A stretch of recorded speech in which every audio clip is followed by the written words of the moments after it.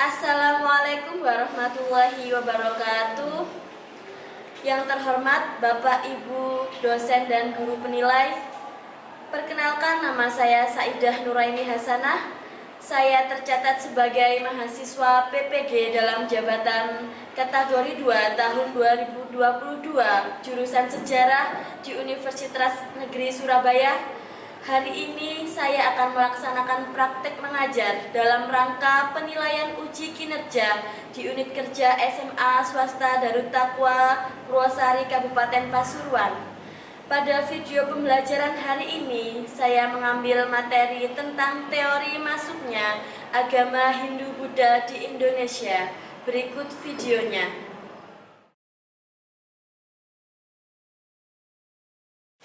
Assalamualaikum warahmatullahi wabarakatuh. Waalaikumsalam warahmatullahi wabarakatuh. Selamat pagi anak-anak. Pagi. Gimana kabarnya hari ini? Baik? Sehat semua? Masih semangat? Semangat ya? Iya. Seperti biasa anak-anak, sebelum kita memulai pembelajaran hari ini, alangkah baiknya ya kita berdoa dulu. Jadi untuk berdoa bisa dipimpin oleh ketua kelas. Bisa dimulai dari sekarang. Sebelum kita memulai pelajaran hari ini, sebaiknya kita berdoa menurut agama masing-masing terlebih dahulu. Berdoa mulai.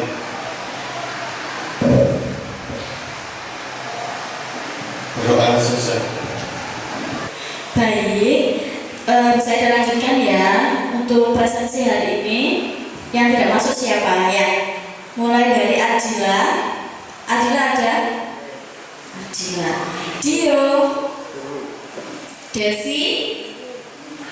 Dani. Misbahul Munir. Maufi. Megayati. Sofi Aprilia. Obila Saharani, Reni, Wardatul Maulidah. Sudah ya, hadir semua ya? Baik anak-anak ya. Sebelum pembelajaran hari ini dimulai, apakah ada yang masih ingat pembelajaran di minggu kemarin? Ayo kita belajar tentang apa minggu kemarin? Corak kehidupan masyarakat Ya, coba. Tentang apa? Corak kehidupan masyarakat peracaran. Ya, benar sekali. Kita minggu kemarin belajar mengenai corak kehidupan masyarakat praaksara. Ada yang tahu nggak kira-kira makna yang bisa kalian ambil dari pembelajaran tersebut? Ada yang bisa menjawab? Ya, bahwa kehidupan pada masa praaksara itu masih ada kaitannya dengan kehidupan pada masa kini. Iya, benar sekali. Tepuk tangan dulu untuk dia. Ya, jadi memang benar ya. Kalau kehidupan masyarakat di masa lalu pada masa praaksara itu pasti ada kaitannya dengan masa kini. Contoh yang simpel ya. Contoh yang simpel apa yang masih kita lakukan untuk meneruskan warisan dari nenek moyang? Contohnya adalah yang pertama, sikap gotong royong yang kemarin sudah dijelaskan teman kalian ya. Itu sudah dilakukan oleh nenek moyang Murek dari dulu dan kita mengadopsinya sampai sekarang. Nah, itu yang bisa kita ambil pembelajarannya ya. Kemudian anak-anak, untuk minggu ini kita akan masuk ke bab selanjutnya mengenai apa kira-kira kalau kita lihat dari gambarnya itu tentang apa? Agama apa? Hindu, Buddha. Ya benar sekali. Kalau minggu kemarin kita masuk pada masyarakat praaksara, untuk minggu sekarang sudah kita masuk pada masa aksara atau masa tulisan. Jadi masyarakat sudah mulai mengenal tulisan. Ya, untuk sekarang kita fokusnya kepada bagaimana atau apa saja yang termasuk dari teori masuknya agama Hindu-Buddha di Indonesia. Coba ya, kita lihat layar semuanya.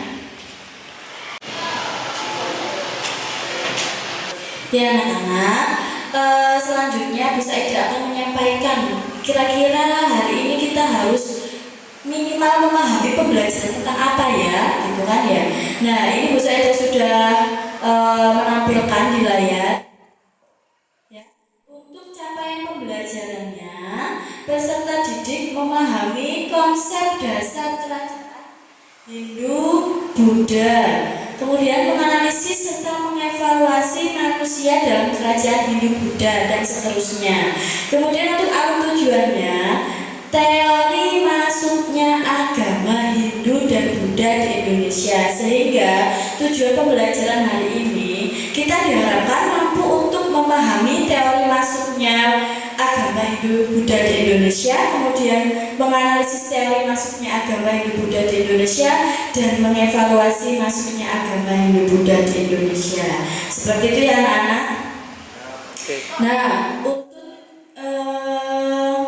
gambar pertama coba kita analisis. Ini ada kaitannya dengan masuknya agama Hindu Buddha di Indonesia. Nah, kalau kalian cermati dari kedua gambar ini ada perbedaan tidak? Tidak. Coba dicermati masa nggak ada perbedaan. Untuk gambar yang pertama ya, ini merupakan ras dari bangsa Arya ya. Kemudian yang kedua ini merupakan ras dari bangsa Dravida ya, tahu ya. Nah kira-kira apa kaitannya bangsa Arya dan bangsa Dravida ini, ada yang paham? Belum ya. Jadi bangsa Arya dan bangsa Dravida inilah yang menyebabkan munculnya agama Hindu Buddha di India ya. Paham ya? Untuk segi fisiknya sangat berbeda sekali ya. Gimana kalau gambar yang pertama? Coba ada yang bisa menjawab nggak? Dari segi fisik kira-kira bagaimana ciri-cirinya? Ada yang bisa menjawab? Ya. Itu Bu, wajahnya kulitnya itu seperti kuning asal dan memiliki ada tipis-tipis di kumisnya kayak tengok ibu ya. Dan rambutnya itu agak bergelombang-gelombang, agak lurus sedikit. Kalau gambar kedua itu seperti kulitnya itu seperti sawo matang ya, hitam tapi manis itu. Kalau badannya itu gemuk, kelihatannya gemuk besar gitu. Dan Siapa tahu dulu menit ya. Jadi sudah jelas sekali anak-anak ya, perbedaan dari warna kulitnya ya. Kulitnya itu kalau yang gambar pertama putih ya, itu merupakan bangsa Arya, bangsa dari Indo-Jerman. Sedangkan suku asli India sendiri itu adalah bangsa Dravida yang memiliki kulit hitam, rambut keriting, kemudian hidungnya juga dalam artian pesek ya, kemudian juga badannya pendek. Itu merupakan bangsa asli dari suku atau bangsa India, negara India. Kita lanjutkan ya Nan. Ya, untuk selanjutnya kita belajar bagaimana sih sebenarnya munculnya agama Hindu Buddha di India dulu. Ya, sebelum ke Indonesia kan kita harus tahu munculnya di India itu seperti apa ya. Jadi yang pertama itu adalah agama Hindu tumbuh bersamaan dengan kedatangan bangsa Arya ke Mohenjo-daro dan Harappa pada 2000 sampai 1500 sebelum Masehi dan mendesak bangsa Dravida dan bangsa Munda. Itu jadi awal munculnya agama Hindu itu yaitu pertama kedatangan bangsa Arya. Lah kedatangan mereka ini mendesak suku asli sendiri, suku India sendiri yaitu bangsa Dravida dan Munda. Kemudian bangsa Dravida juga juga disebut anasa yang berarti berhidung pesek dan dasa yang berarti raksasa. Ya, jadi seperti ciri-cirinya tadi yang sudah Bu Saida jelaskan ya. Kemudian bangsa Arya sendiri termasuk dalam ras Indo-Jerman itu tadi. Jadi bangsa dari luar ya, luar India. Nah, kemudian bagaimana Bu munculnya agama Hindu sendiri? Ya, munculnya agama Hindu ini merupakan sinkretisme atau percampuran budaya. Jadi sebenarnya itu percampuran dua budaya antara budaya bangsa Arya dan bangsa Dravida. Di mana bangsa Arya ini memiliki kepercayaan untuk memuja banyak dewa. Ya, bangsa Arya itu dari dulu memiliki kepercayaan memuja banyak dewa atau politeisme. Sedangkan bangsa Dravida sendiri mereka mempercayai apa? Roh nenek moyang mereka. Jadi agama Hindu itu merupakan perpaduan dua kebudayaan antar bangsa Arya dan bangsa Dravida, sehingga terjadilah perpaduan ya. Karena mereka terjadi percampuran, otomatis terjadilah perpaduan antara budaya Arya dan budaya Dravida yang disebut dengan kebudayaan Hindu seperti itu. Gimana anak-anak, sudah paham mengenai agama Hindu tadi? Paham? Nah, sekarang kita masuk ke slide selanjutnya ya. Coba kalian cermati, itu ada 3 gambar ya. Kira-kira gambar pertama itu gambarnya apa? Ayo, ada yang bisa menjawab? Ya. Dewa Brahma, Bu. Pintar sekali. Betul sekali, tepuk tangan dulu untuk Neneng. Ya, baik anak-anak, untuk slide selanjutnya itu mengenai kasta dalam agama Hindu. Jadi dalam agama Hindu itu terdapat beberapa kasta, dari golongan kasta yang paling tinggi sampai golongan kasta yang paling rendah. Ya, nah kasta itu sebenarnya sebagai apa sih Bu? Kira-kira ada yang tahu nggak kasta itu apa artinya? Ya, Romfi, coba apa yang kamu ketahui tentang kasta? Kasta adalah untuk membedakan status sosial dalam agama Hindu. Ya, benar sekali. Tepuk tangan untuk Romfi. Ya, jadi kasta itu untuk membedakan status sosial dalam agama Hindu. Di situ sudah dijelaskan ya. Jadi yang paling tinggi adalah kasta Brahmana. Yang kedua kasta Ksatria, yang ketiga kasta Waisya, yang keempat kasta Sudra, dan yang terakhir kasta Parya. Ya. Untuk kasta Brahmana, ya, ini di dalamnya golongan para, ada yang tahu? Angkat tangan. Ya, Nadifa, apa dia? Nadifa yang keras? Pendeta. Pendeta, pintar sekali. Tepuk tangan untuk Nadifa. Ya. Nah, untuk kasta Ksatria itu diisi oleh para golongan keluarga kerajaan atau para prajurit ya. Kemudian untuk kasta ketiga, Waisya. Nah, ini adalah golongan para apa? Waisya, pedagang ya. Jadi yang memiliki keahlian berdagang seperti petani, seperti pelayan, pokoknya dia yang memiliki kemahiran ya. Mereka termasuk dalam golongan para Waisya. Ya, untuk Sudra ini merupakan orang-orang yang memiliki pekerjaan kasar seperti buruh ya. Kemudian yang terakhir adalah kasta Parya. Nah, Parya ini adalah kasta yang paling rendah. Iya, lebih rendah daripada Sudra. Karena apa? Mereka itu dianggap tidak memiliki kasta atau tidak memiliki status sosial. Biasanya mereka itu orang-orang gelandangan, ya, dikucilkan.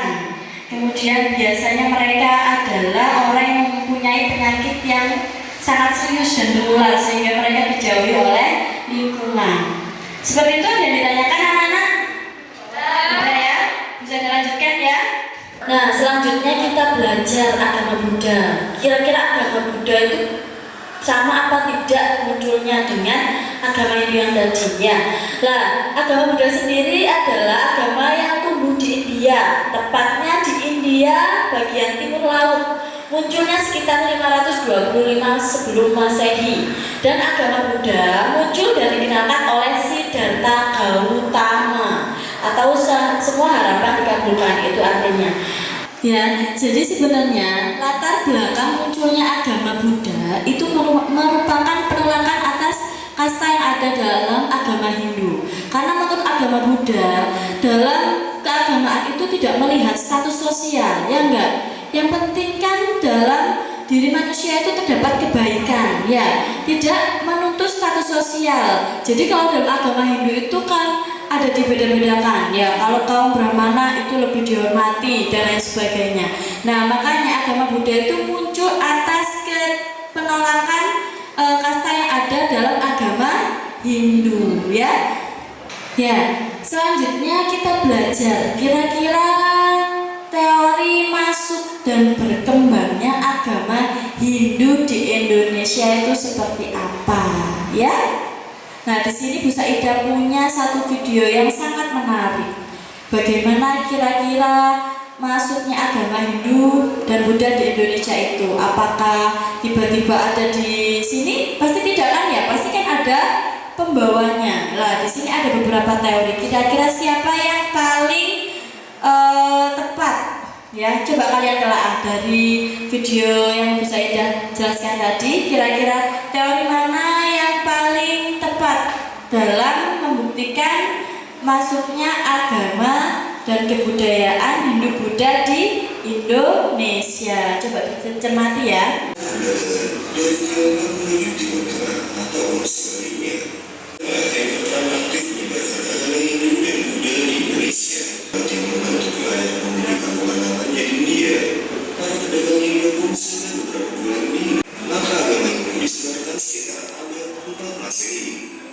Gimana anak?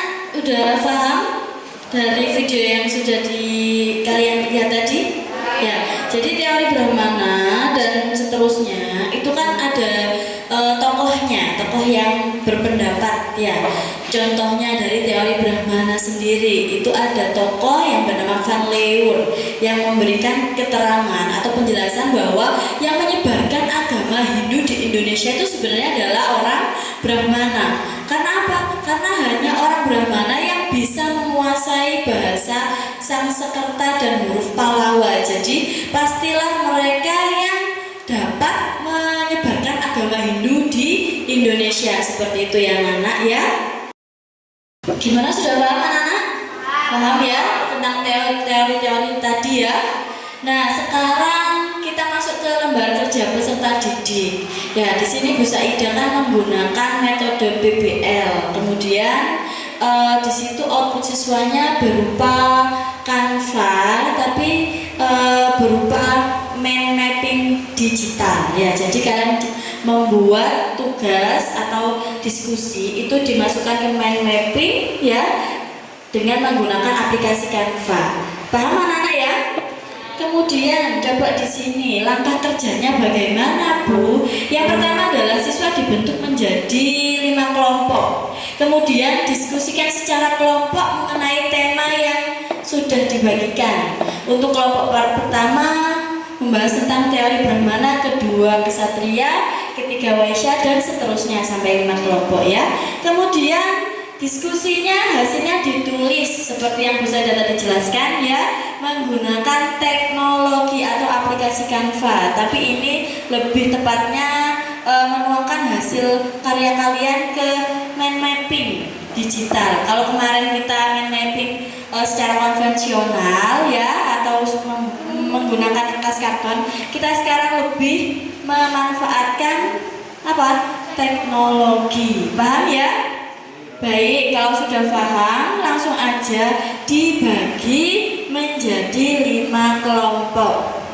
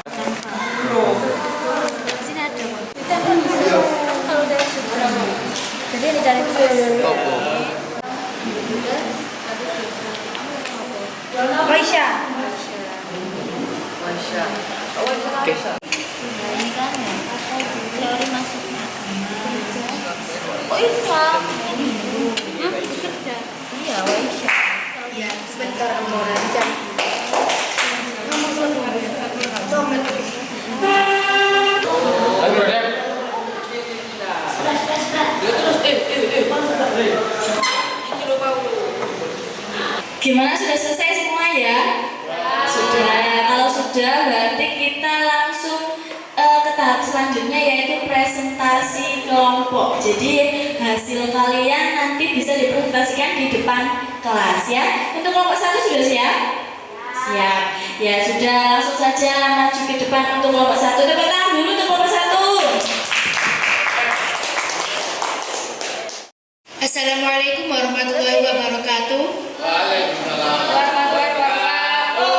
Kami dari kelompok 1 ingin mempresentasikan teori Brahmana. Saya Megawati Ferinda sebagai moderator, dan di sebelah saya Kak Denny sebagai notulen, dan di ujung Kak Reni sebagai narasumber. Untuk pengertian teori Brahmana adalah teori Brahmana menyatakan bahwa masuknya agama dan kebudayaan Hindu-Buddha ke Nusantara dibawa oleh golongan Brahmana yang diundang para penguasa di Nusantara. Teori ini dikemukakan oleh Jesse Van Deur. Kaum Brahmana merupakan golongan yang paling tahu dan paham terkait ajaran agama Hindu, karena hanya mereka yang dapat mengerti bahasa Sanskerta dan huruf Pallawa. Kelemahannya adalah teori Brahmana tidak pas jika direlevansikan dengan penyebaran agama Hindu di Indonesia. Hal itu berkaitan dengan ajaran Hindu kuno dan menyebut bahwa kaum Brahmana dilarang untuk menyeberangi lautan dan meninggalkan tanah airnya. Bagaimana? Apa ada pertanyaan? Teori Brahmana. Ya, ada.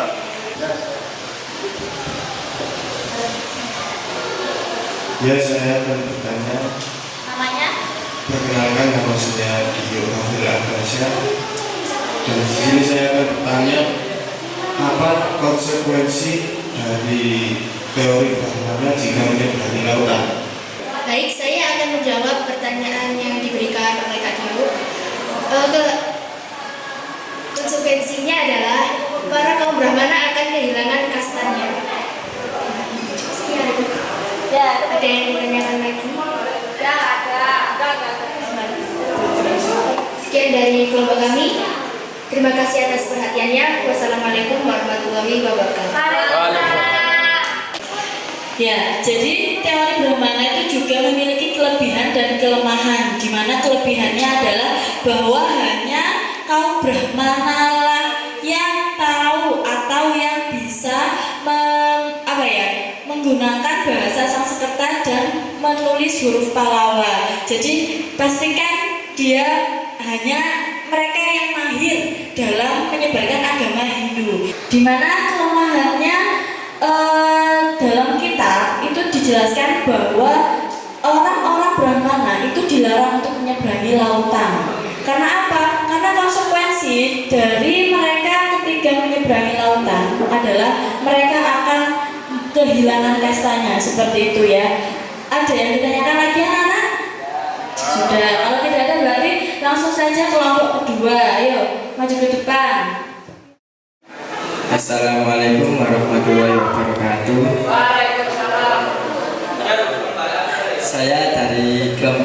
Saya mewakili dari kelompok 2 ingin mempresentasikan teori tentang maksud dan menyebarkan Hindu-Buddha ke Indonesia.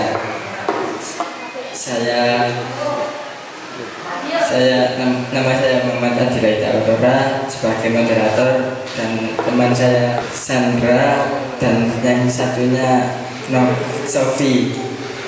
Teori kesatria. Menurut Mukherjee, golongan kesatria atau tentara dari India yang membawa agama dan kebudayaan Hindu-Buddha ke Indonesia. Pada mulanya kaum kesatria ini membangun koloni-koloni yang akhirnya berkembang menjadi sebuah kerajaan. Kaum kesatria yang membangun koloni baru di Nusantara ini kemudian mengadakan hubungan perdagangan dengan kerajaan-kerajaan di India. Mereka juga mendatangkan para seniman yang berasal dari India untuk membangun candi-candi di Indonesia. Berikut ini kelebihan teori ksatria. 1. Mukherjee mengemukakan bahwa para ksatria ini membangun koloni-koloni yang akhirnya berkembang menjadi kerajaan dan menjalin hubungan dengan kerajaan India. 2.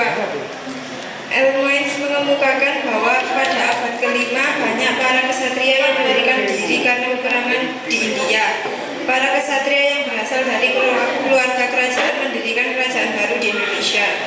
Berikut ini juga kelemahan teori kesatria. 1. Menurut Van Leur, suatu kolonisasi yang dilakukan oleh golongan kesatria tentunya akan dicatat sebagai suatu kemenangan. Catatan demikian tidak dikemukakan dalam sumber-sumber tertulis baik India maupun di Indonesia. 2. Tidak ditemukan tanda-tanda peringatan apapun seperti Jaya Stamba atau Lugu Kemenangan maupun bentuk-bentuk lainnya sebagai bukti penaklukan tersebut. Sebagai prasasti Tanjore yang menceritakan tentang penaklukan kerajaan Sriwijaya oleh kerajaan Chola di India tidak dapat digunakan sebagai bukti yang memperkuat teori ini karena peristiwa tersebut terjadi pada abad ke-11, sedangkan masuk dan berkembangnya agama Hindu di Indonesia terjadi pada abad-abad sebelumnya. 3. Kaum kesatria tidak menguasai ajaran agama Hindu, bahasa Sanskerta dan huruf Pallawa. Ada yang ditanyakan?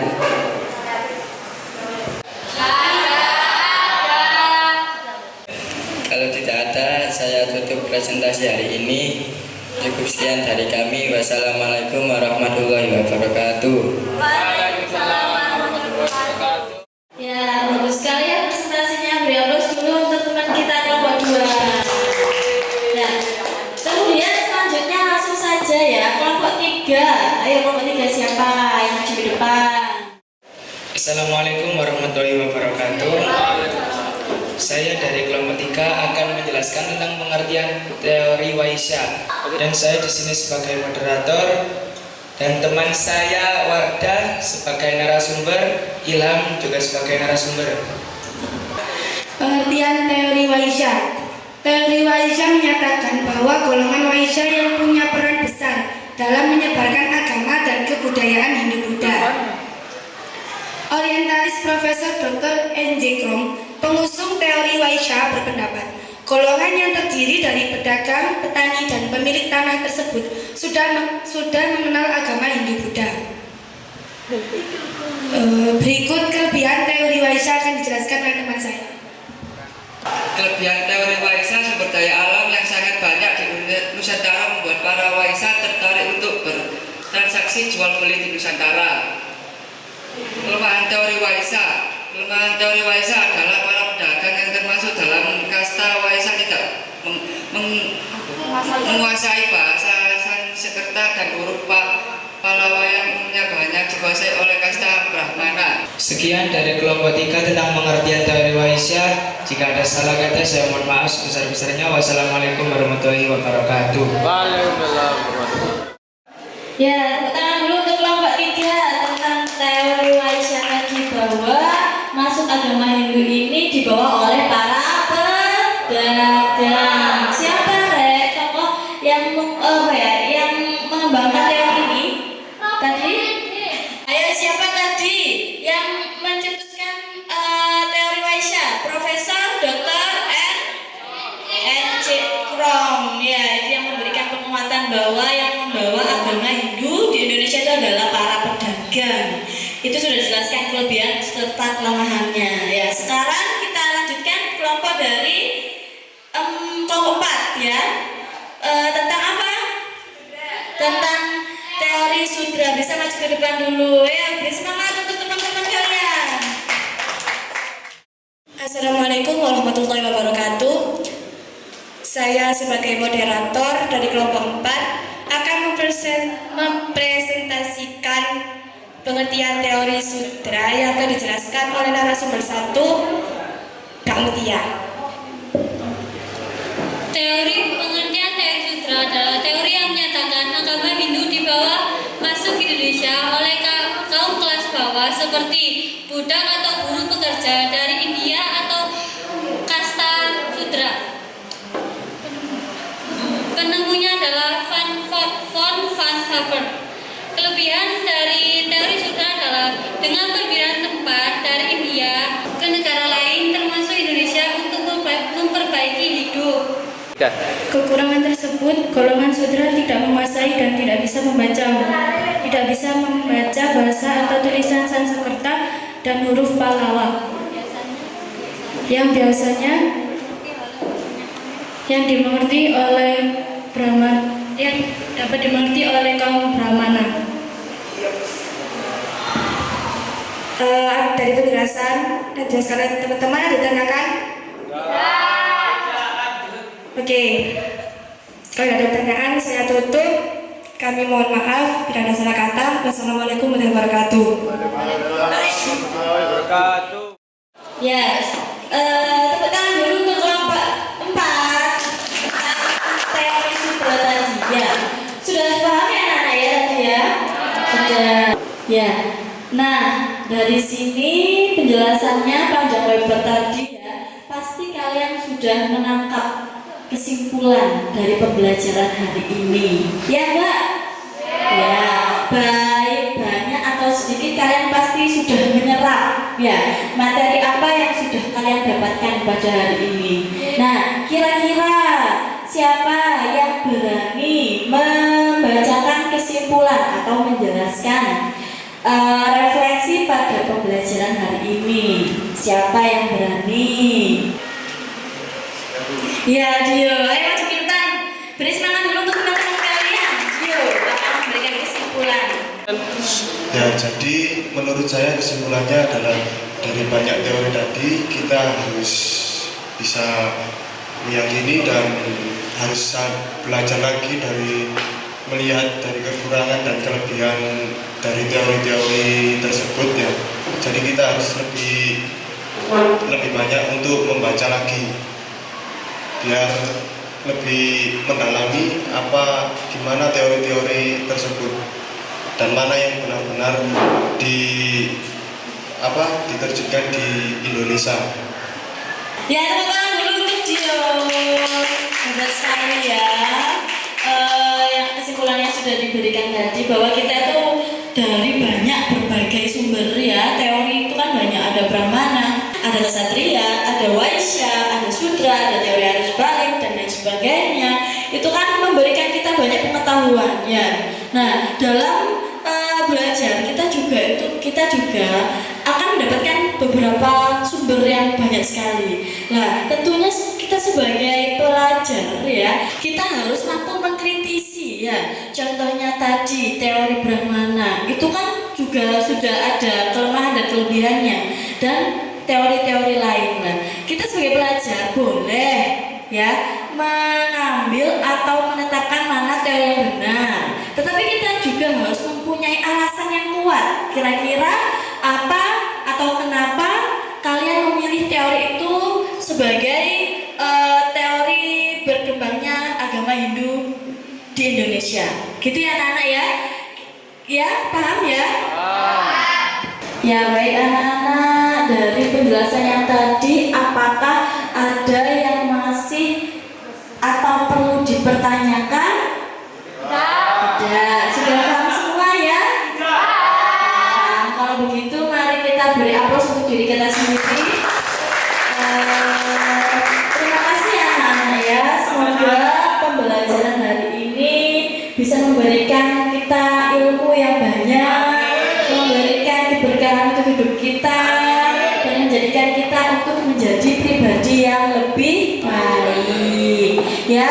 Jadi sebelum kita tutup, kita baca syukur alhamdulillahirabbil alamin ya. Jadi untuk pertemuan selanjutnya ya, kita akan belajar mengenai kerajaan yang bercorak Hindu Buddha di Indonesia, dari kerajaan Kutai sampai kerajaan Majapahit. Jadi nanti Bu Saida akan membagikan lembar refleksi untuk kalian sebagai penilaian terhadap diri kalian. Apakah diri kalian itu sudah mampu memahami pembelajaran atau kurang, seperti itu ya anak-anak. Paham ya? Kalau sudah, berarti Bu Saida akan menutup pembelajaran hari ini. Assalamualaikum warahmatullahi wabarakatuh.